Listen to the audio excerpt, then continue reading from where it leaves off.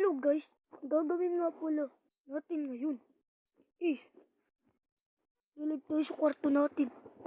Ito guys, ito yung kwarto.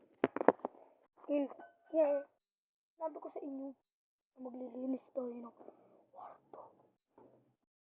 Yeah, ito nga pala yung teddy bear ko. Pinakita ko sa inyo nun. Buhayin ko lang yung ilaw.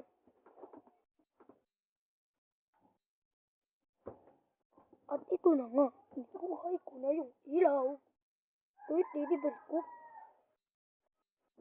In-stop ko siya dito. And may unan. And yeah, I'm gonna sleep. Good night, my prince. Good night. This is my sister.